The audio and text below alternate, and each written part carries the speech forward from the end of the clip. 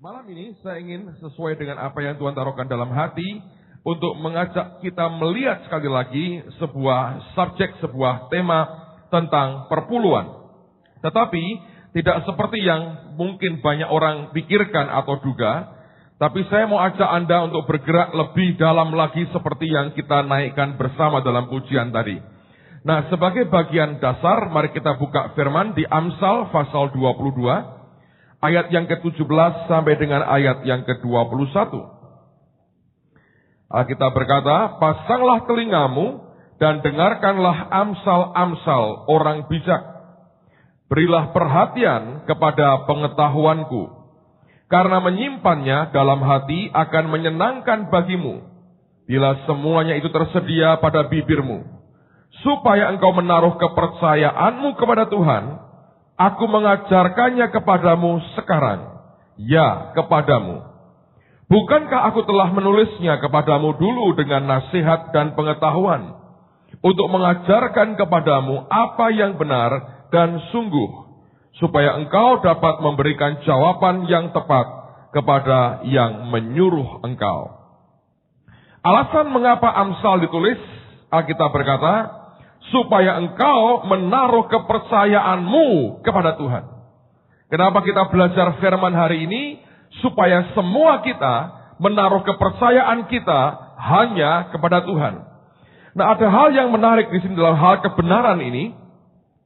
Pada ayat yang ke-20 Alkitab berkata, bukankah aku telah menulisnya kepadamu dulu dengan nasihat dan pengetahuan.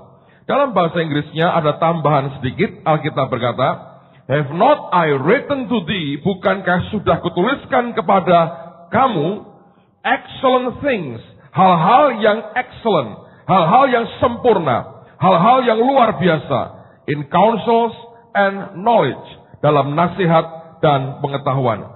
Ada hal yang excellent yang sebetulnya Alkitab ini sudah berikan kepada kita.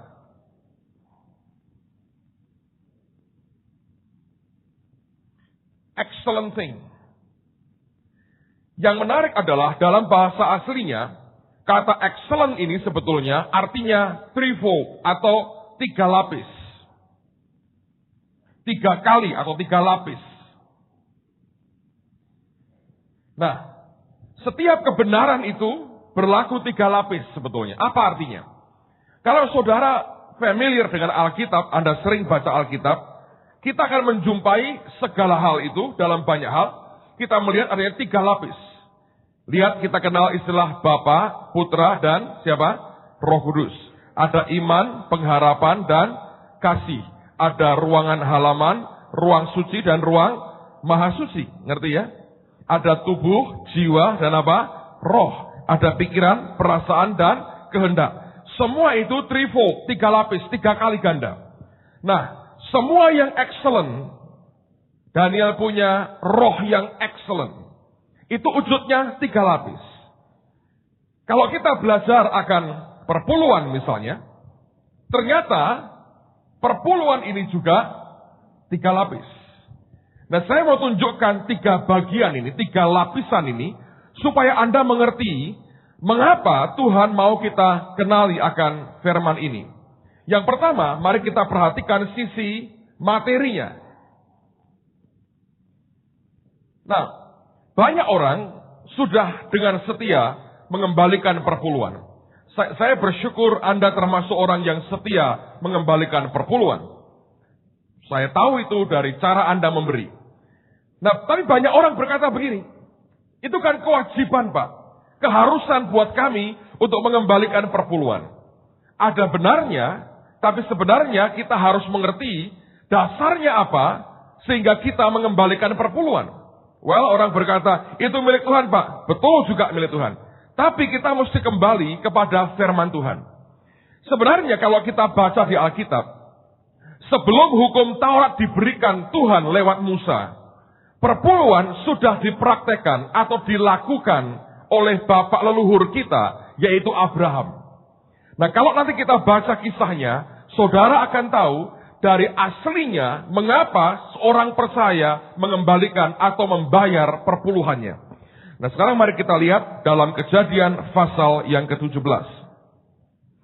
Dari cerita ini kita akan tahu mengapa kita harus membayar perpuluhan kita atau mengembalikan perpuluhan kita. Kejadian pasal yang ke-14, perhatikan mulai ayat yang ke-17.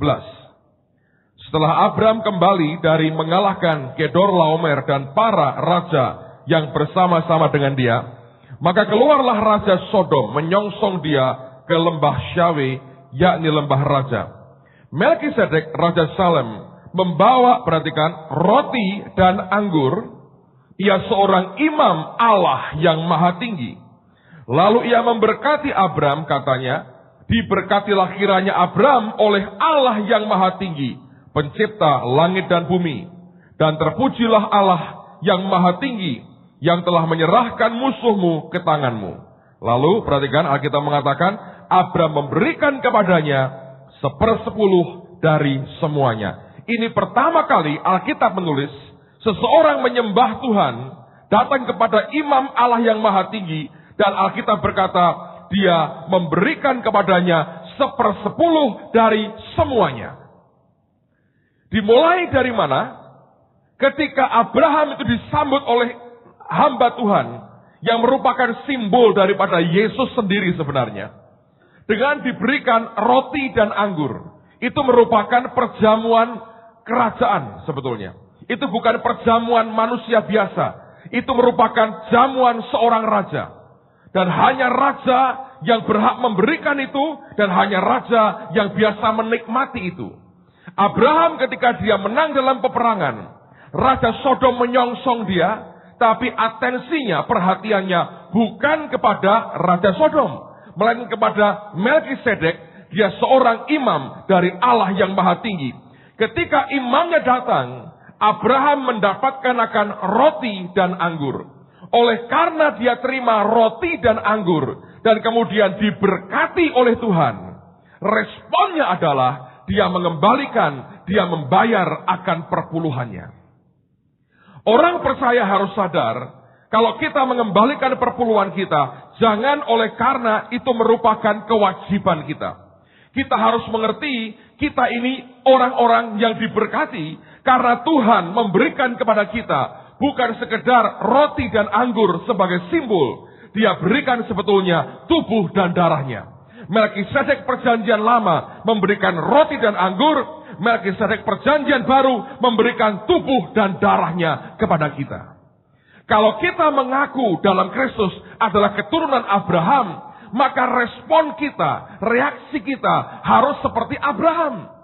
Yang berkata, karena engkau memberikan roti anggur kepadaku, karena engkau memberikan akan tubuh dan darahmu kepadaku, maka sudah sewajarnya aku datang menyembah engkau dengan persembahan persepuluhanku. Jadi jangan lakukan karena terpaksa. Lakukan karena engkau tahu, aku telah menikmati jamuan raja. Dan Tuhan telah memberkati aku. Allah El Elyon yang maha tinggi telah memberkati aku. Maka responku, reaksiku harus seperti Abraham. Ketika dia menyembah dengan perpuluhannya, hal yang sama anak-anak Abraham menyembah Tuhannya dengan mengembalikan perpuluhan. Secara materi, saudara sekalian, ini harus dikerjakan dalam kehidupan kita. Nah, ada orang berkata, Pak, itu kan perjanjian lama. Perjanjian baru tidak ada lagi perpuluhan. Saya berkata benar sekali. Karena perjanjian baru sebetulnya bukan cuma perpuluhan, tapi 100%, saudara. Sayangnya sebagian besar orang yang mengatakan di perjanjian baru tidak ada perpuluhan adalah bukan orang-orang yang sudah merdeka sehingga 100% miliknya adalah milik Allah. Tapi seringkali diucapkan oleh mereka yang even memberikan 10% pun mereka tidak mau. Nah ini masalahnya. Sehingga orang berkata, ya buat apa? Tidak ada lagi. Saya bisa buktikan sebetulnya masih ada, saudara. Nanti kita baca ayatnya. Masih ada di perjanjian baru. Tidak pernah itu dihapus oleh Yesus. Kita harus mengerjakannya. Tapi dengarkan baik-baik. Perpuluhan itu sebetulnya merupakan langkah awal yang baik. Sampai kita semua mengalami kemerdekaan dalam hal memberi. Tidak lagi sayang dengan harta kita lebih daripada cinta kita kepada Tuhan. Nah, di sini orang percaya harus belajar. Tuhan didik kita dari kecil. Tuhan didik kita dari angka yang kecil. Kalau dari angka kecil Anda setia, nanti kelak Tuhan akan percayakan kita perkara yang luar biasa bersama dengan Tuhan. Ini selalu dari masalah perpuluhan, saudara. Ada orang bertanya begini, satu hari saya masih ingat, kami bertiga, saya, almarhum Pak Samuel Elkanah dengan seorang teman yang sekarang jadi pendeta di Amerika. Belum gembala sidang mungkin ya, tapi sudah jadi pendeta di Amerika. Ngobrol bertiga di Ungaran, teman saya ini berkata begini pada saya gini. Saya tanya dengan kamu ya, perpuluhan boleh dibagi-bagi nggak? Boleh nggak saya berikan sebagian ke sini, sebagian ke situ, sebagian ke sana?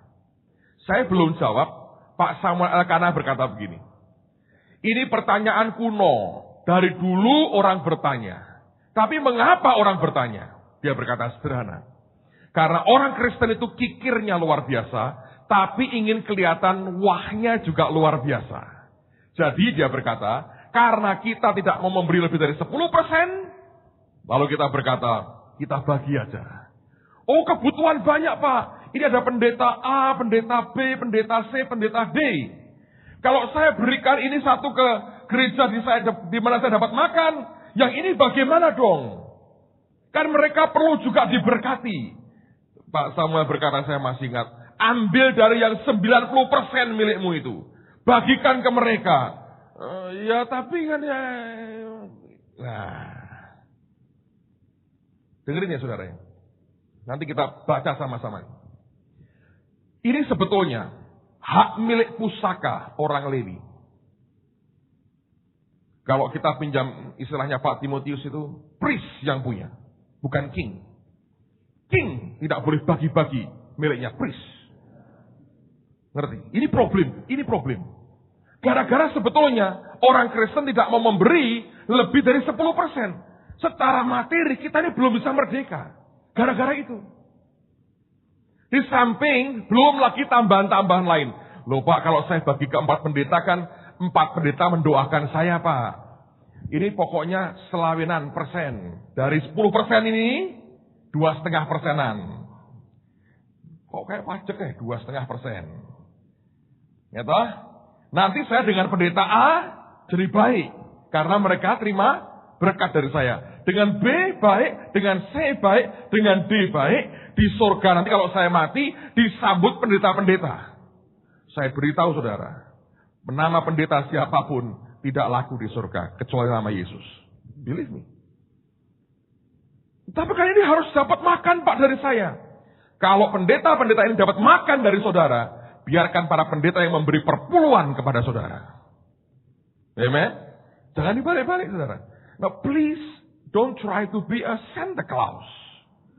Jangan coba jadi Santa Claus. Yang Anda bagi itu miliknya Tuhan. Nangkap saudara. Ini loh sikap hati yang Anda mesti perhatikan. Nanti kita belajar lebih jauh. Secara materi, Anda mesti faithful. Kenapa? Di tempat di mana perjamuan surgawi yang kau nikmati, di situ kau seperti Abraham berkata, aku sembah engkau. Dari semuanya dia berikan 10%-nya. Lalu orang berkata, Pak kalau gitu kan gak adil Pak. Itu yang kecil-kecil, yang kurang itu gak adil. Saya mau beritahu, Anda mau tahu keadilan Tuhan? Dengerin ya. Alkitab berkata, ada yang diberi 5 talenta, diberi 2, diberi 1. Yang 5 jadi berapa? 10, yang 2 jadi 4. Tetap 1 yang ini. Yang ini diambil, diberikan ke yang mana? Hah? Gak adil dong. Sudah banyak tuh. Saya beritahu, inilah keadilan Tuhan.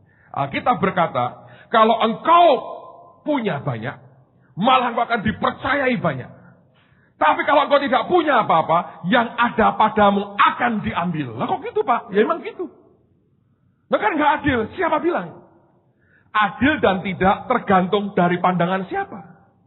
Seringkali kita ciptakan keadilan manusia kita sendiri. Ngerti saudara? Setiap orang itu punya jatah masing-masing. Saya mau ngomong sekaligus ini jadi bahan pergumulan. Saya cerita apa adanya. Saya ditanya banyak orang ini. Pak, nanti kalau Holy Stadium jadi, gedung ini mau dikemanain? Itu pertanyaan toh? Saya berkata gini, yang jelas tidak akan saya jual. Orang ana usume model jual gereja. Berat. Ini rumah Tuhan. Sekarang pertanyaan berikutnya, siapa yang akan pakai, Pak?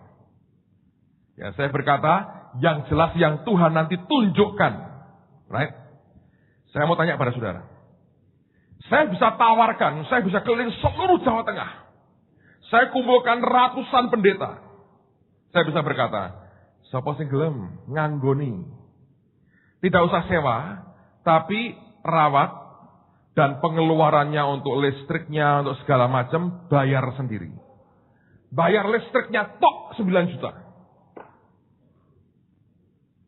Anda mau keadilan? Ternyata nggak bisa. Seperti cara manusia. Kalau kita nggak pakai, dimatikan semua. Itu berapa ya? 1 juta lebih itu hanya nganggur, listrik nggak gerak sama sekali. Semua pakai lilin. Malam kudus terus lah pokoknya tiap hari. 1 juta tetap keluar. Kalau bukan karena berkat Tuhan, ditawari gedung begini pun, tidak semua orang bisa ambil, saudara. Percaya? Ini baru listriknya loh. Belum mesti beli sound system, musiknya. Loh, kok ditinggal sisan, Pak? Loh, kalau Tuhan ngomong ya. Kalau enggak ya isino dewe, saudara. Ini berapa puluh juta lah. Berapa ratus juta ini. Nah itu begitu hari pertama kebaktian, langsung serangan jantung aja pendetanya, saudara. Mau bayar pakai apa? Dari begitu bagus berapi-api jadi lemes ya. Saudara-saudara, kita defisit nopek tiao. Mau apa? Loh ini berkat atau bukan? Gedung ini. It's not easy loh, saudara. Ya kita diberkati, jadi kita menikmati semua dengan bagus. Kalau tidak, Anda ngerti keadilan. Saya beritahu, ini keadilan. Kalau jatahnya nggak nyampe. Jadi lakukan apa yang Tuhan perintah aja. Jangan kebenaran Anda kembangkan sendiri dengan analisa manusia kita. Saya pernah dengar cerita teman, dia diberkati Tuhan, kakaknya naik sepeda motor, udah jelek sekali. Dia merasa kasihan. Aku sebagai adik diberkati, dibeliin mobil. Saudara tahu, gara-gara mobil itu kacau balau. Anda ngerti? Ngisi bensin aja tidak kuat. Kalau motor berapa liter? 2-3 liter, penuh selesai. Berhari-hari dipakai. Mobil 2 liter, 3 kilo, langsung berhenti, saudara. Nah kemana-mana. Akhirnya bukan naik mobil, dorong mobil keluarganya. Tadinya Vespa 1 untuk berlima bisa. Ngerti nggak keadilan itu? Tuhan ngerti sebetulnya. Setiap orang punya jatah berbeda-beda. Right?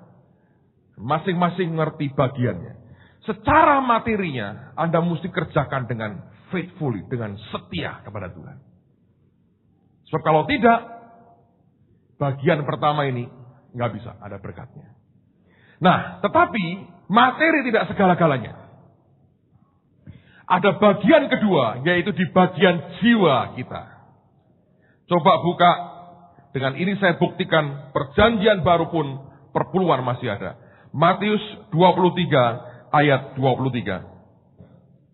Celakalah kamu hai ahli-ahli Taurat dan orang-orang Farisi, hai kamu orang-orang munafik. Sebab persepuluhan dari selasih, adas manis dan jintan kamu bayar. Tetapi yang terpenting atau yang lebih berbobot lagi, dalam hukum Taurat kamu abaikan, yaitu keadilan dan belas kasihan dan kesetiaan. Perhatikan, baca sama-sama 2-3. Yang satu harus dilakukan dan yang lain jangan diabaikan. Jadi masih berlaku nggak sebetulnya? Masih. Sebagai warming up, pemanasan buat kita. Ngerti? Ini bukan segala-galanya karena harusnya 100% for Jesus. Tapi kalau Anda mulai warming up, lakukan dengan setia. Nah, yang saya maksudkan adalah begini. Dia berkata begini. Dia berkata, tetapi yang terpenting, yang lebih berbobot, weightier, dalam hukum Taurat kamu abaikan, yaitu apa? Keadilan, belas kasihan, dan kesetiaan. Nah, kata keadilan dan sebagainya ini, dalam tata bahasanya itu menggunakan gender wanita. Ada dalam bahasa, ya, sesuatu yang bukan orang, tapi kita menyebutnya sebagai wanita. Kalau orang Indonesia juga punya, misalnya gini. Anda menyebut negara kita ini, Republik Indonesia. Ada sebutan apa? Tanah air. Ada lagi. Apalagi yang wanita? Ibu Pertiwi.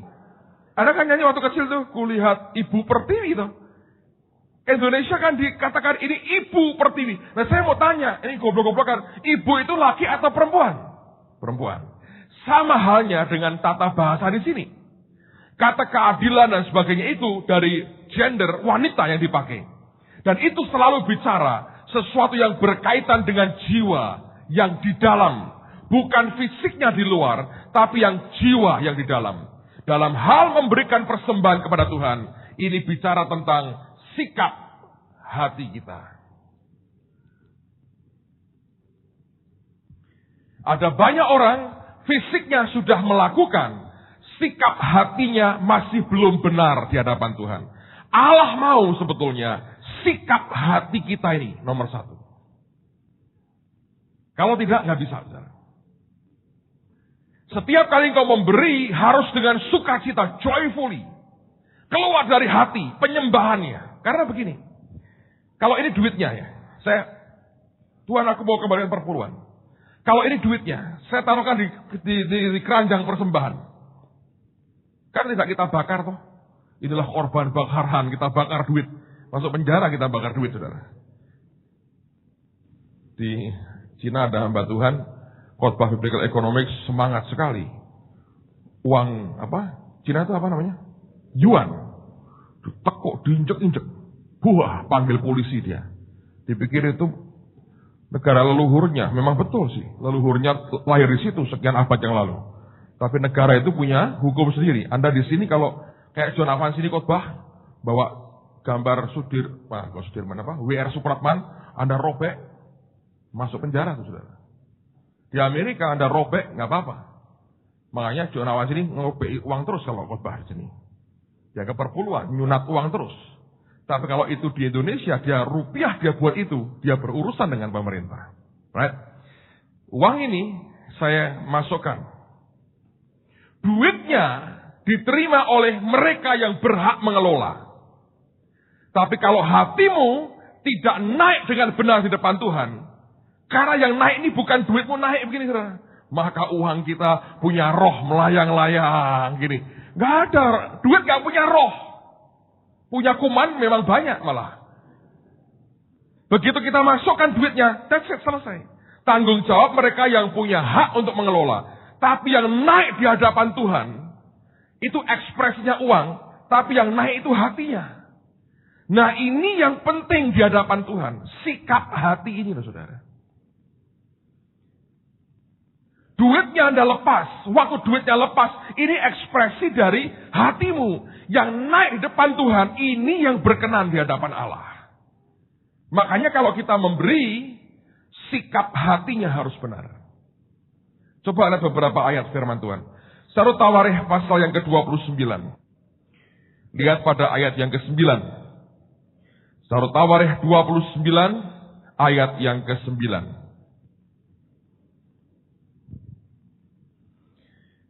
Alkitab mengatakan, bangsa itu bersukacita karena apa? Kerelaan mereka masing-masing. Sebab dengan tulus hati mereka memberikan persembahan sukarela kepada Tuhan. Juga Raja Daud sangat bersukacita. Yang diperhatikan bukan soal nilainya, tapi sikap hatinya, kerelaannya, sukacitanya. Dalam doanya, ayat 17, Daud berkata begini, aku tahu ya Allahku bahwa engkau adalah penguji hati dan berkenan kepada keikhlasan. Maka aku pun mempersembahkan semuanya itu dengan sukarela dan tulus ikhlas. Dan sekarang umatmu yang hadir di sini telah kulihat memberikan persembahan sukarela kepadamu dengan sukacita. Ya Tuhan Allah Abraham, Ishak dan Israel, bapak-bapak kami, peliharalah untuk selama-lamanya kecenderungan hati umatmu yang demikian ini, dan tetaplah tujukan hati mereka kepadamu. Yang diminta bukan duit mereka, tapi hati yang dipersembahkan kepada Allah. Kalau materinya Anda lakukan, harus diimbangi, diikuti dengan sikap hati yang terus menyembah kepada Allah, dan arah hatimu tertuju ke Tuhan. Akibatnya, dengerin baik-baik. Kalau Anda hanya berhenti sampai di materi, banyak orang yang akhirnya memberi perpuluhan karena sekedar ingin tambah kaya.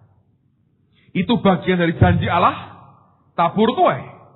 Tapi sebetulnya ini baru tingkat yang paling dasar. Kalau Anda punya sikap hati yang benar, di jiwa ini Anda benar, Anda nikmati kepuasan dalam batin saudara yang tidak bisa dibeli dengan uang. Saya baru ketemu seorang pengusaha. Dari caranya perusahaan yang dia punya, kalau Anda masuk, Anda lihat dia bukan orang tidak punya duit, saudara. Saya tahu dia orang yang mampu, hanya dia agak merendah. Dia berkata, "Pak, saya ini tidak seperti orang Kristen kebanyakan," dia berkata. "Saya ini ateis tadinya.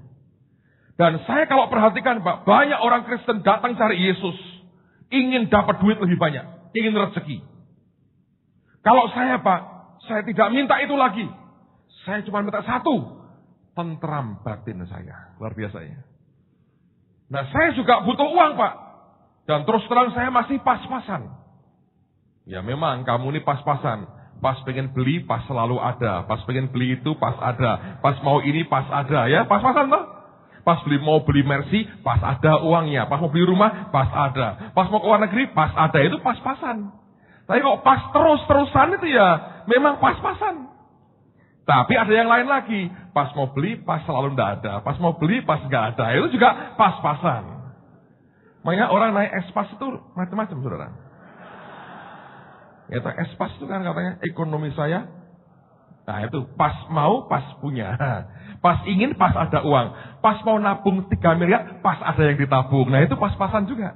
Jadi semua kita pas-pasan. Mesti pas ada. Nah, lain, saudara. Ada yang pas tidak ada, tapi kok 3 tahun pas nggak ada terus. Ya tidak pas itu sebetulnya ya. Tapi kalau pas-pasan itu bagus juga ya. Jadi pokoknya pas pengen apa, pas ada. Gitu.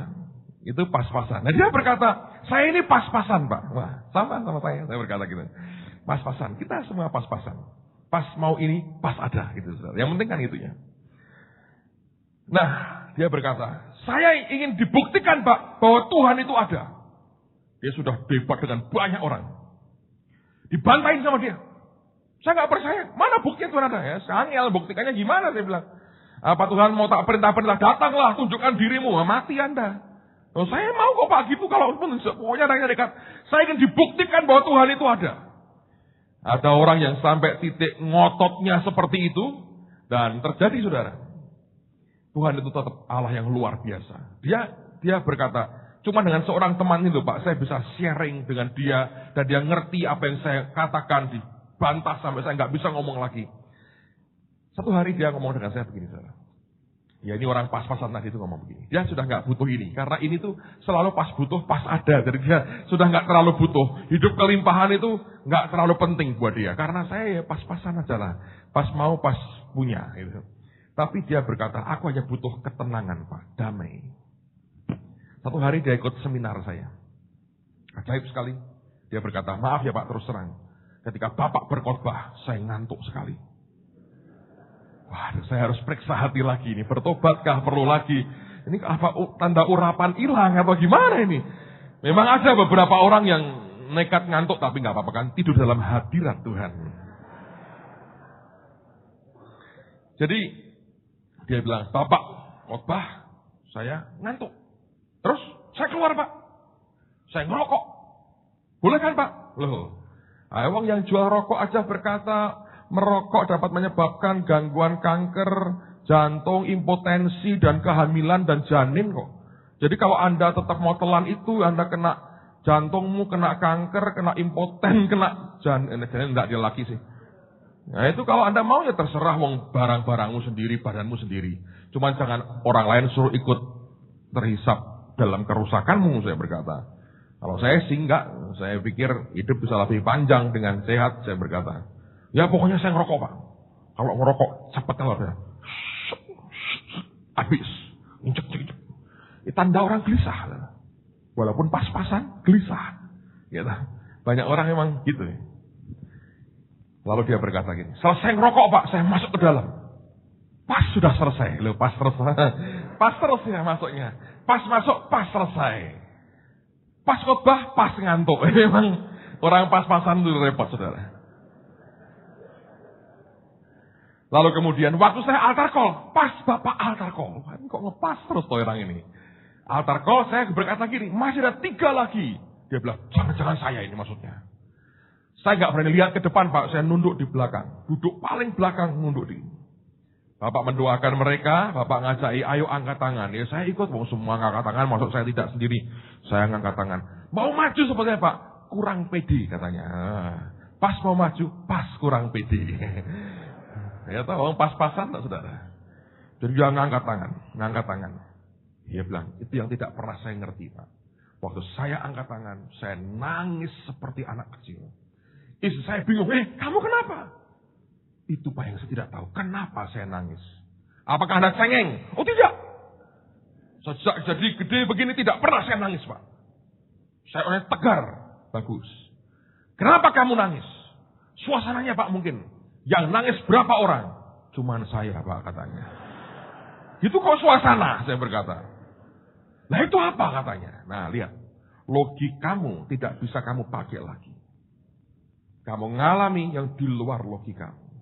Saya beritahu ya, Yesus sedang jamah hatimu. Dia diam gitu. Pas dia diam, saudara. Nah, harus dipas. Pas dia diam. Saya bilang gini, kamu mau nggak buka hati dan undang Yesus masuk? Pas tak tawari, pas mau, saudara. Luar biasa. Memang pas-pasan dia. Dan malam itu saya pimpin dia. Terima Tuhan Yesus.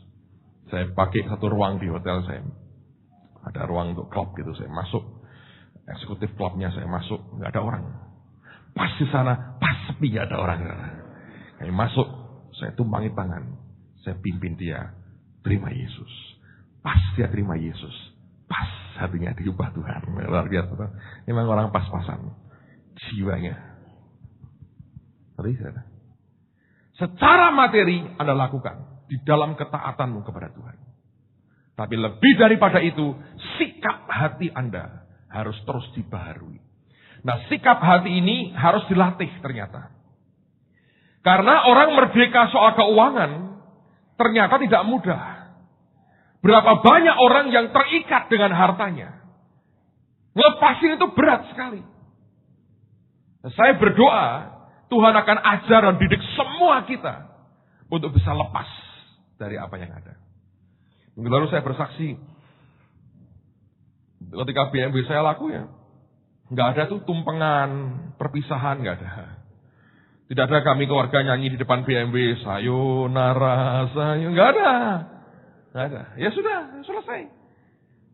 Terus terang nih, ada satu pendeta, saya telepon, Pak, dengan antusias saya bilang, BMW saya laku. Puji Tuhan, dia yang malah kecewa. Dia menyesalkan untuk saya. Jadi bukan marah, tapi dia yang gelo. Waduh, dia harusnya mengembalikan itu kepada Anda. Tetap kasih duitnya, tapi kembalikan barangnya. Oh jangan, saya bilang. Kalau kembali barangnya, seperti korban Kain, ditolak Tuhan, saya berkata. Saya mau tuh naik di hadapan dia. Tapi saya bisa maklum. Kadang-kadang tidak gampang orang melepas barang begitu, saudara. Saya tidak berkata bahwa semua kita mesti begitu. Anda kan punya level masing-masing kan. Sampai di mana kemerdekaanmu dalam hal harta dilepaskan bagi Tuhan. Cuman buat saya berkata ini momentum yang luar biasa. Ini God's time yang perfect, yang sempurna.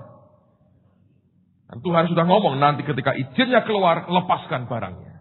Dan saya minta Tuhan beri aku good price. Beli aku harga yang baik. Dan dia berikan itu. Luar biasa. Memang saya agak sedikit ada ketakutan, saudara. Saya masih ingat itu ya. Mobil pertama saya jual. Terus saya naik Suzuki Corsica. Kayak koboi. Ada teman saya pendeta protes, dia bilang, bukan numpak serodok gede, pendeta kok numpak kayak ono, kayak koboi. Nah, saya berkata, ini murah meriah. Ada rapi, bayar itu, tuh kok nanyar. Lah aku tidak ada motor, makanya harus menang baik. Saya berkata gitu. Ini teman baik kan, saudara, jadi setelah ngomong gitu. Komentari ya, rasa menang baik. Waktu kita beli gedung ini, Tuhan berkata pada saya, persembahkan mobilmu. Saya ngomong istri saya ngomong, Tuhan minta mobil ini.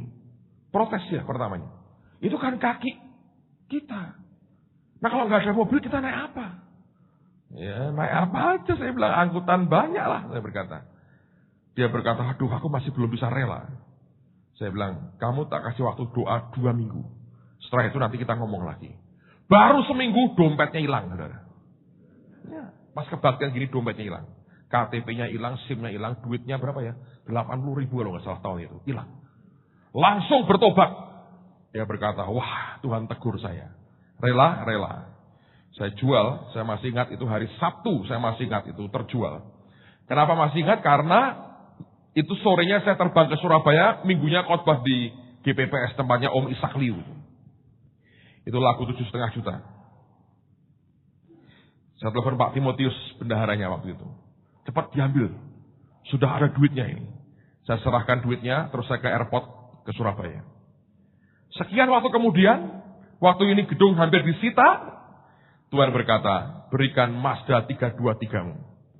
Wah ini mobil sudah rohani banget. Mazda itu kan Mazmur Daud.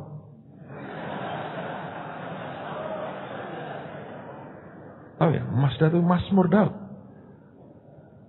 Kalau belum tahu tak beritahu saudara. Mazmur Daud, rohani nggak ada. Mazmur Daud. Apa begitu? Ya menurut saya begitu saudara. Mazmur Daud, pasal 3 ayat sekian. 323. Dia bilang, beri. Saya duduk sini.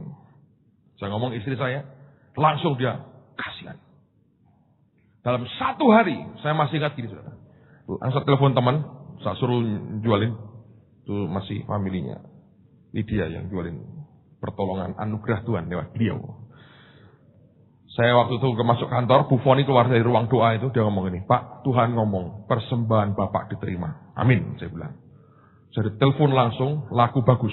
Laku 26 juta kalau nggak salah. Naik loh saudara ya. Bagus sekali. Yang terakhir ini 325. Saya khawatir nanti ke depannya berapa ini saudara.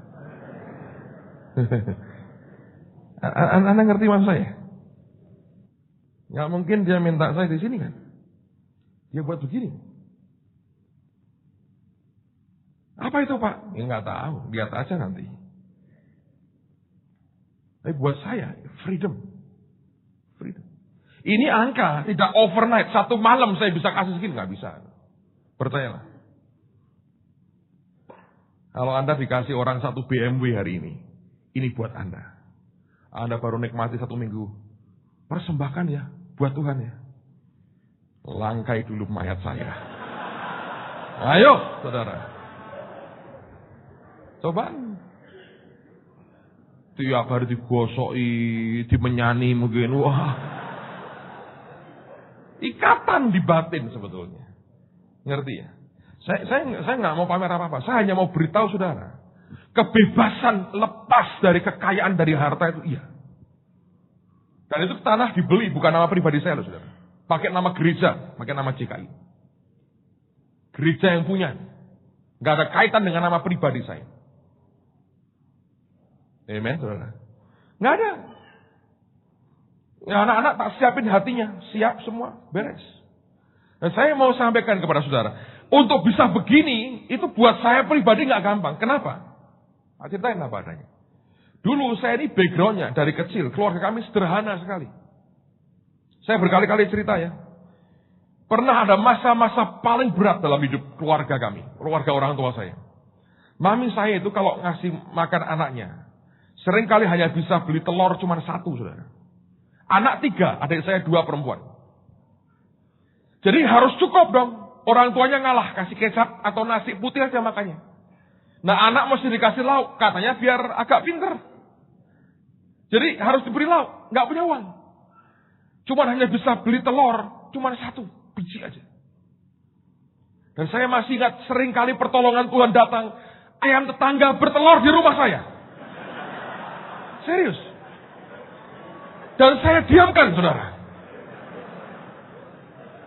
Loh, hukumnya kan milik saya, karena kalau Anda punya pohon mangga, ya, dahannya menjulur ke rumah tetanggamu, buah yang di atasnya milik tetangga. Ini telur ayam ini masuk ke rumah saya, bertelur. Kalau Elia diberi makan burung gagak, saya pernah diberi makan lewat ayam tetangga. Sudah masuk aja, bertelur 3-4, goreng. Begitu canggihnya mami saya itu, sehingga dia bisa goreng telur tipis, saudara. Terus dibagi 3. Nah, jadi Mercedes-Benz.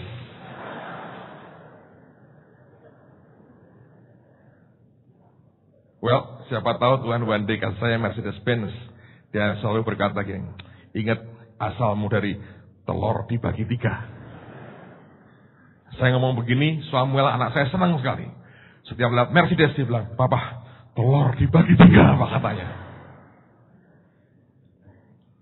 Jadi harus begitu. Jadi kalau Anda dari kecil, Anda hidup susah. Ya, saya sampai begini kok, saudara. Sampai sekarang kadang-kadang terbawa, tapi sudah saya coba atasi. Dulu kalau makan, nasinya banyak, lauknya sedikit sekali. Kenapa begitu? Nggak punya uang. Jadi pinter harus di-manage. Manajemen soal makan saya tahu. Lauknya dikit-dikit, nasinya yang banyak, supaya bisa tambah, nasi lagi, tanpa tambah, lauk lagi. Itu kan manajemen of kemelaratan tuh kan begitu. Nah dulu saya ngalami kok. Lah bener, bukan melarat lah, nyirit, tapi harus. Jadi lama-lama kan, Anda jadi orang yang stingy, jadi kikir. Anda sudah biasa, susah. Anda berkata, begitu Anda punya, Anda mau simpan untuk dirimu sendiri. Bisa merdeka memberi, kalau bukan pekerjaan Tuhan siapa? Tapi itu ngerjain proses di dalam hati kita. Dan kalau dilakukan dengan setia, luar biasa. Amen, saudara. Saya kemarin minggu, apa nih, saya lupa. Saya pas saya kan naik Terano yang saya pakai. Ada teman berkata, wah Pak nggak cocok Pak. Nanti pasti tuh anak akan beri BMW lagi. Anda tahu itu dari hati ya seperti apa? Tidak tega. Saya bilang cocok kok, naikin tetap jalan kok, saya berkata. Ya. Tapi ungkapan itu sebetulnya banyak orang berkata, aduh, saya bisa memahami. Tapi buat saya yang jalani, saya berkata, enggak ada itu. Bukan karena kemampuan manusia. Kalau dari manusia nggak bisa. Tapi kalau kita mengizinkan Tuhan menembus sampai ke jiwa kita. Ikatan dengan dunia kita mulai dibongkar. Memberinya dengan sukacita karena kita mengasihi Tuhan. Motivasi sikap hati kita benar, luar biasa. Coba lihat lagi. 2 Korintus pasal yang ke-8. Ini sikap daripada orang Makedonia. 2 Korintus pasal yang ke-8.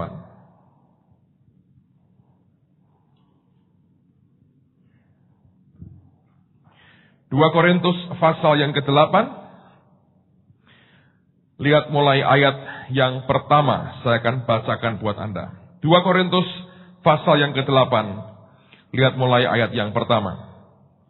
Saudara-saudara, kami hendak memberitahukan kepada kamu tentang kasih karunia yang dianugerahkan kepada jemaat-jemaat di Makedonia. Selagi dicobai dengan berat dalam pelbagai penderitaan, sukacita mereka meluap. Dan meskipun mereka sangat miskin, perhatikan, namun mereka kaya dalam kemurahan. Kemurahan itu bukan soal Anda punya uang atau tidak. Itu di jiwa kita. Kalau ini merdeka, Anda murah hati sekalipun, fisiknya kita masih gak punya banyak. Oke? Orang Makedonia ngalami dikatakan, meskipun mereka sangat miskin, namun mereka kaya dalam kemurahan. Aku bersaksi bahwa mereka telah memberikan menurut kemampuan mereka, bahkan melampaui kemampuan mereka. Teruskan lagi. Dengan kerelaan sendiri mereka meminta dan mendesak kepada kami dengan kerelaan sendiri. Mereka minta, mereka mendesak.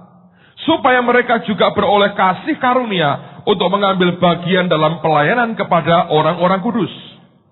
Mereka memberikan lebih banyak daripada yang kami harapkan. Mereka memberikan diri mereka pertama-tama kepada Allah, kemudian oleh karena kehendak Allah juga kepada kami. Lihat, ini orang-orang yang fisiknya luarnya nggak punya apa-apa. Tapi ketika sampai dihadapkan kepada sesuatu yang dari Tuhan, hati mereka quality, hati mereka keluar yang sebenarnya. Ternyata mereka orang yang murah hati. Dan ini yang sebetulnya Tuhan inginkan dalam kehidupan kita. Saya berdoa, yang di materi engkau kerjakan, yang di jiwa engkau juga harus tembus sampai kemari. Karena kalau hanya begini, ini di tempat area banyak orang kecewa. Mana? Aku sudah memberi. Kau nggak diberkati. Mana?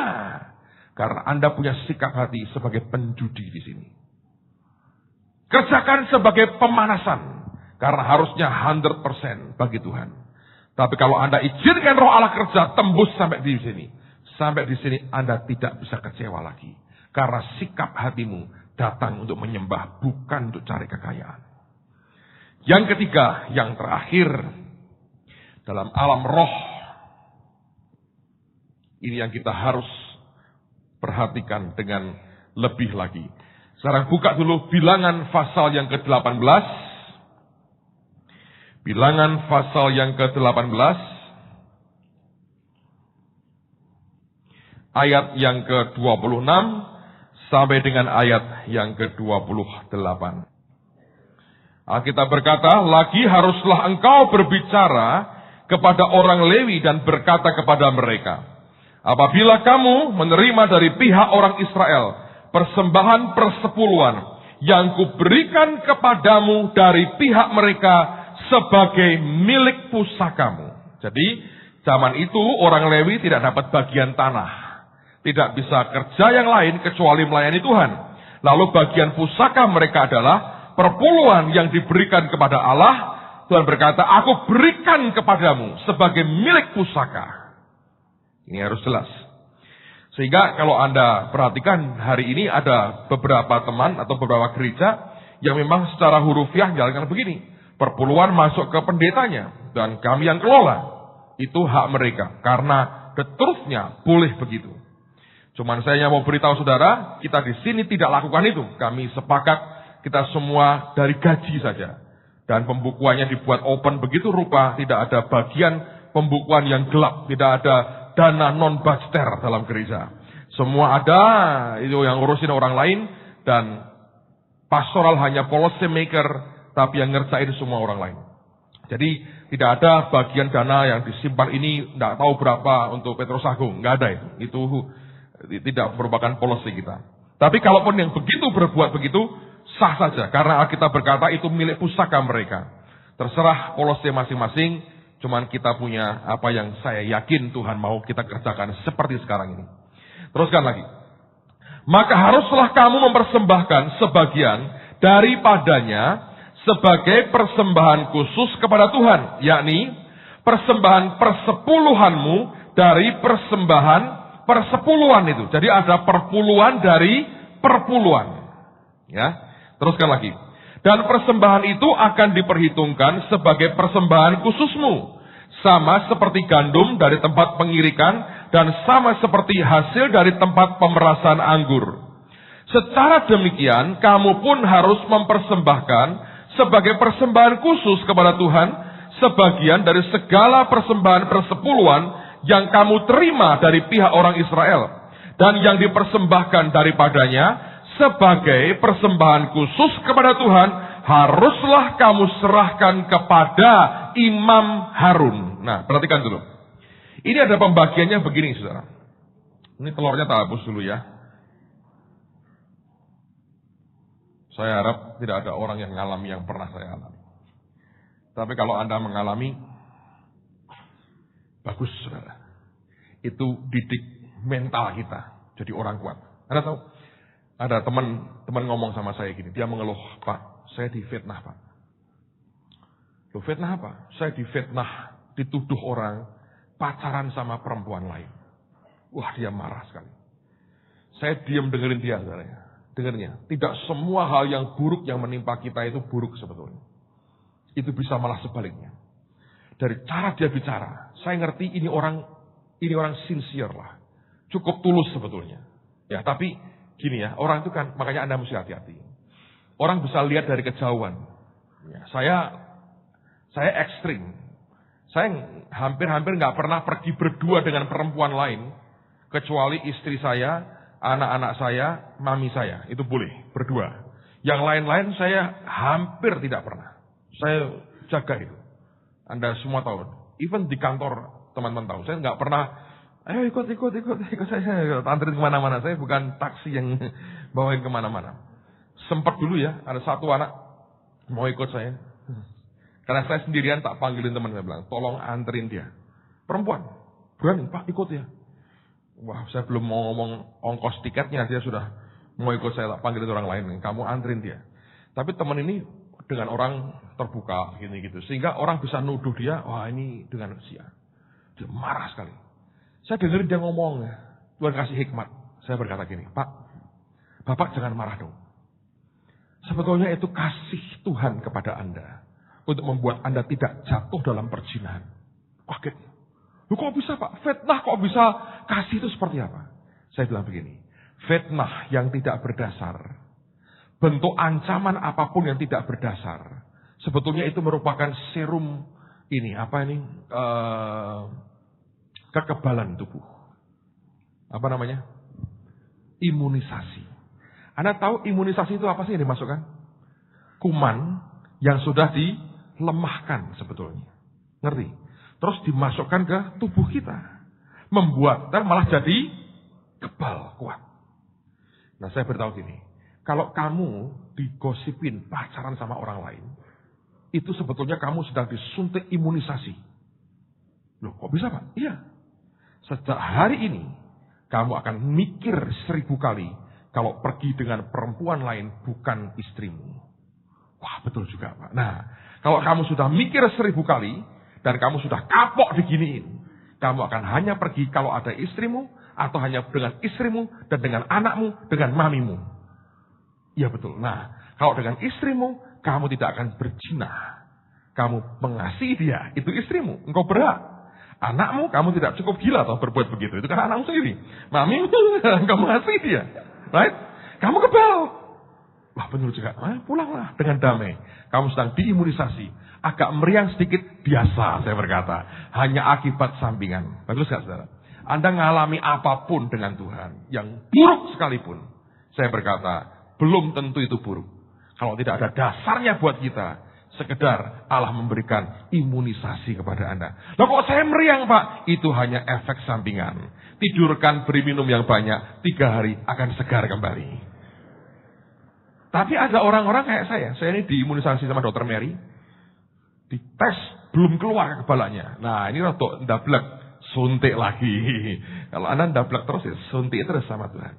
Supaya kebal. Tapi kalau itu tuduhan berdasar. Kau mesti bertobat. Oh tidak Pak. Tidak ya sudah. Meriang toh bagus nggak apa-apa. Itu imunisasi. Jadi Anda ngalami apapun bagus saudara. Dengerin, itu luar biasa. Ini orang Israel, ya. Mereka memberikan 10% kepada Lewi, suku Lewi. Tapi dari ini diambil 10% lagi untuk Imam Harun.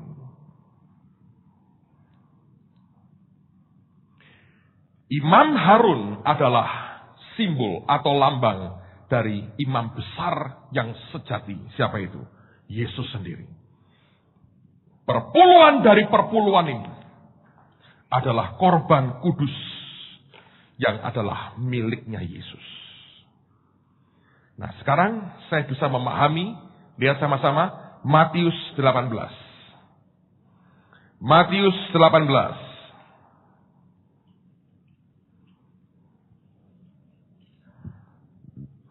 Perhatikan pada ayat yang ke-12 mulai. Matius 18 ayat yang ke-12. Matius 18 ayat yang ke-12. Bagaimana pendapatmu? Kalau Yesus tanya bagaimana pendapatmu, memang kadang-kadang susah dijawab, saudara. Tapi dia berkata, bagaimana pendapatmu? Jika seorang mempunyai 100 ekor domba, dan seekor di antaranya sesat, tidakkah ia akan meninggalkan yang 99 ekor di pegunungan dan pergi mencari yang sesat itu? Dan aku berkata kepadamu, sesungguhnya jika ia berhasil menemukannya, lebih besar kegembiraannya atas yang seekor itu daripada atas yang ke-99 ekor yang tidak sesat. Demikian juga Bapamu yang di surga tidak menghendaki supaya seorang pun dari anak-anak ini hilang. Saya dulunya mikirnya susah, saudara. Ini ada 99 dikorbankan. Hanya cari yang 1 ekor. Setelah saya mengerti, ada perpuluhan dari perpuluhan. Ini ternyata yang dicari adalah milik daripada Yesus sendiri. Saya mau beritahu, saudara. Dia cari umat yang dia bisa berkata, ini khusus bagi saya. Dan sebetulnya semua kita orang percaya. Anda tahu, perpuluhan yang sejati itu bukan uang kita. Tapi siapa? Hidup kita ini tuh perpuluhan sebetulnya. Engkau itu dikhususkan bagi imam besar, yaitu Yesus. Dia yang bayar hidup kita, engkau miliknya. Dan perpuluhan sejati itu bukan uang kita, tapi seluruh keberadaan dan kehidupan kita. Lihat Yesaya pasal yang ke-6. Anda akan lebih jelas lagi melihat akan ayat ini. Yesaya pasal yang ke-6. Ayat yang ke-13. Yesaya pasal yang ke-6. Ayat 13. 2 ayat lagi dan kita akan selesai. Yesaya 6 ayat 13. Alkitab berkata begini. Dan jika di situ masih tinggal 1/10 dari mereka, mereka harus sekali lagi ditimpa kebinasaan. Bahasa Inggrisnya bukan ditimpa kebinasaan, tapi dikatakan must pass through the fire again. Harus melewati api sekali lagi. Dikatakan, namun keadaannya akan seperti pohon beringin dan pohon jawi-jawi yang tunggulnya tinggal berdiri pada waktu ditebang. Dan dari tunggul itulah, perhatikan, akan keluar tunas yang kudus. 1/10 must pass through the fire again. Harus melewati api lagi. Dimurnikan lagi. Perpuluhan dari perpuluhan. Dan dari situ, dari tunggulnya, keluar tunas kudus. Itu milik dari imam besar kita, Yesus sendiri. Saudara dan saya adalah perpuluhan yang sebenarnya. Bukan materinya, tapi hidupmu dan hidup saya. Anda masuk di sini, Anda ngerti semua ini Tuhan yang punya. Seperti apa yang Tuhan inginkan? Lihat Lukas 17. Anda akan lihat lagi perpuluhan dari perpuluhan. Ayat yang terakhir sebelum kita selesai sama-sama. Lukas 17. Lukas 17, lihat pada ayat yang ke-11. Dalam perjalanannya ke Yerusalem, Yesus menyusur perbatasan Samaria dan Galilea. Ketika ia memasuki suatu desa, datanglah 10 orang kusta menemui dia. Mereka tinggal berdiri agak jauh dan berteriak, Yesus Guru, kasihanilah kami. Lalu ia memandang mereka dan berkata, pergilah, perlihatkanlah dirimu kepada imam-imam. Dan sementara mereka di tengah jalan, mereka menjadi tahir.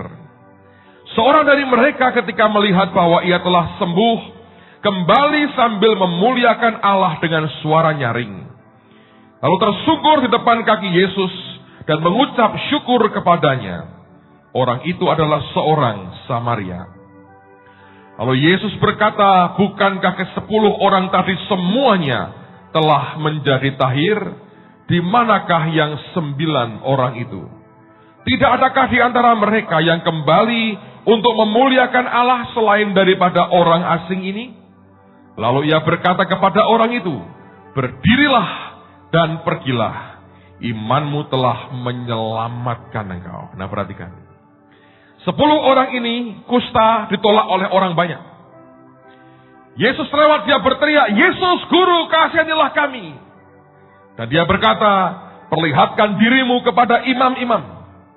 Alkitab berkata ketika mereka berjalan, di tengah jalan mereka sembuh. Semuanya sembuh, hanya satu yang kembali. Dia tersungkur di depan kaki Yesus. Dia berseru, dia mengucap syukur, dia memuliakan Allah. Dan Tuhan bertanya, "Bukankah 10-nya semuanya tahir? Di mana yang 9? Mengapa hanya satu orang yang ngerti hatiku dan kembali dan mengucap syukur?" Orang berkata, "Ya Tuhan, mestinya kan kau ngomong di depan." Bukan begitu yang Tuhan mau. Ada titik di mana Tuhan ingin, tanpa mulutnya berkata pun, engkau bisa merasakan getaran hatinya. Dan kau bisa berkata, "Aku tahu yang Tuhan inginkan dalam hidupku itu apa." Hidup seperti itu yang Tuhan cari pada akhir zaman ini. Hati seperti itu, saudara, yang Tuhan rindukan pada akhir zaman ini. Tanpa orang mengucap, tanpa dia berkata apapun, engkau ngerti apa yang dalam hatinya. Kalau Tuhan punya orang-orang seperti itu, dia berkata, yang ini adalah perpuluhan dari perpuluhan. Hidup kita must pass through the fire again. Jadi korban bakaran di hadapan Tuhan. Naik hidup kita. Dan waktu kita menghadap Tuhan, dia berkata, "Ini orang yang tahu isi hatiku. Dia ngerti keinginanku. Tanpa aku mengucapkan, dari ekspresiku, dia bisa tangkap apa yang di hatiku." Saya berdoa dengan baik-baik. Materinya Anda kerjakan. Di jiwa harus dibereskan. Dan akhirnya kita sadar, perpuluhan yang sebenarnya bukan harta kita, tapi hidup kita. Jadilah perpuluhan dari perpuluhan. Jadilah milik imam besar agung. Siapa namanya? Yesus sendiri. Tutup Alkitabmu, kita berdoa sama-sama.